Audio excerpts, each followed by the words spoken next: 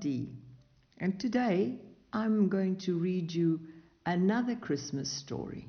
This one is The Little Match Girl by the brilliant Hans Christian Andersen.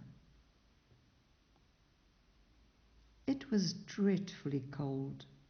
It was snowing fast and was almost dark as evening came on, the last evening of the year. In the cold and the darkness, there went along the street a poor little girl, bareheaded and with naked feet. When she left home, she had slippers on, it is true, but they were much too large for her feet, slippers that her mother had used until then. And the poor little girl lost them in running across the street when two carriages were passing terribly fast.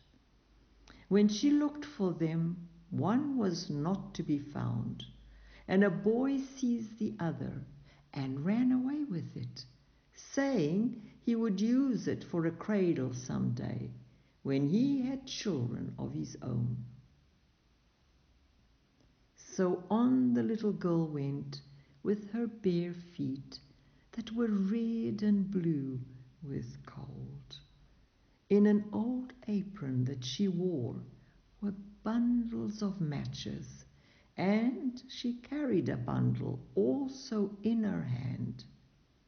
No one had bought so much as a bunch all the long day, and no one had given her even a penny.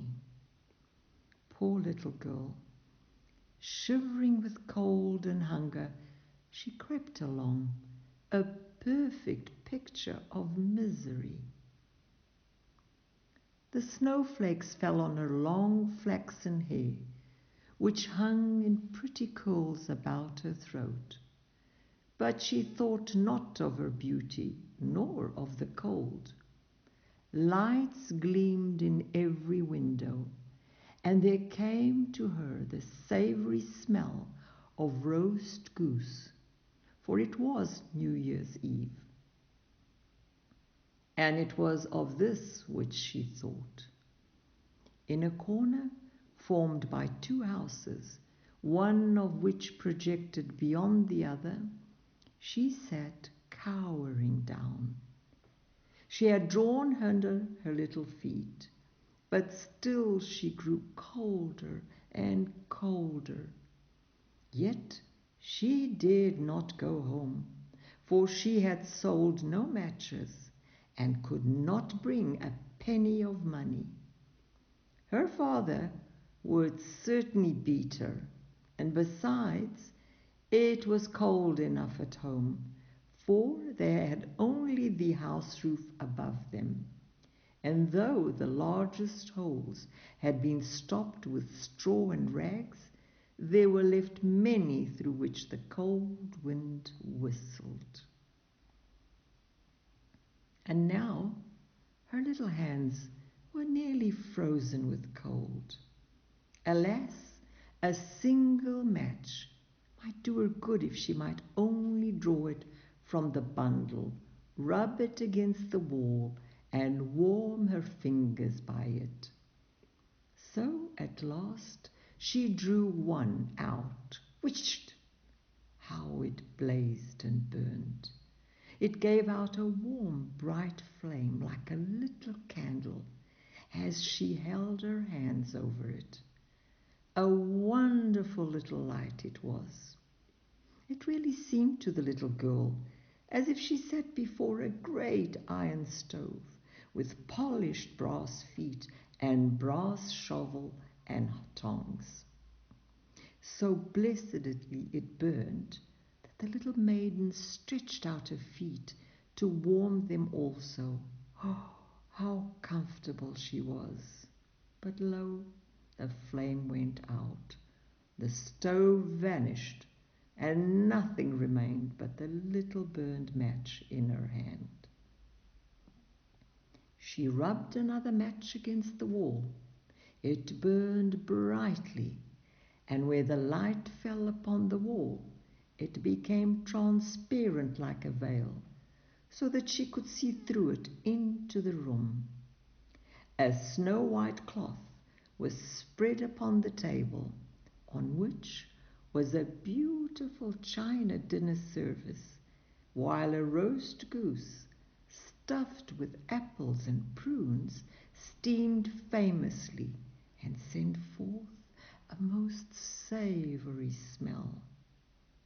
And what was more delightful still, and wonderful, the goose jumped from the dish with knife and fork still in its breast, and waddled along the floor straight to the little girl. But the match went out then, and nothing was left to her but the thick, damp wall. She lighted another match, and now she was under a most beautiful Christmas tree, larger and far more prettily trimmed than the one she had seen through the glass doors at the rich merchants'. Hundreds of wax tapers were burning on the green branches, and gay figures, such as she had seen in the shop windows, looked down upon her. The child stretched out her hands to them. Then the match went out. Still the lights of the Christmas tree rose higher and higher. She saw them as stars in heaven, and one of them fell, forming a long trail of fire. "Now someone is dying," murmured the child softly, for her grandmother, the only person who had loved her and who was now dead, had told her that whenever a star falls, a soul mounts up to God. She struck yet another match against the wall, and again it was light, and in the brightness there appeared before her the dear old grandmother, bright and radiant, yet sweet and mild and happy, as she had never looked on earth. "Oh, grandmother," cried the child, "take me with you. I know you will go away when the match burns out. You too will vanish, like the warm stove, the splendid New Year's feast, the beautiful Christmas tree." And lest her grandmother should disappear, she rubbed the whole bundle of matches against the wall. And the matches burned with such a brilliant light that it became brighter than noonday. Her grandmother had never looked so grand and beautiful. She took the little girl in her arms, and both flew together joyously and gloriously, mounting higher and higher, far above the earth. And for them there was neither hunger nor cold nor care. They were with God. But in the corner, at the dawn of day, sat the poor girl, leaning against the wall, with red cheeks and smiling mouth, frozen to death on the last evening of the old year. Stiff and cold she sat, with the matches, one bundle of which was burned. Oh, she wanted to warm herself, poor little thing, people said. No one imagined what sweet visions she had had, or how gloriously she had gone with her grandmother to enter upon the joys of a new year. The end. This is a very sad story, but in the end her dreams came to fruition because she ended up in her little grandmother's arms, and they went off together. So it just shows up how blessed we all are when we have those that we love around us and supporting us and making this time a very lovely and loving one. So I wish for you all a blessed and joyous time, and also be well, be safe, be happy. I'll be back soon. Take care. Bye bye.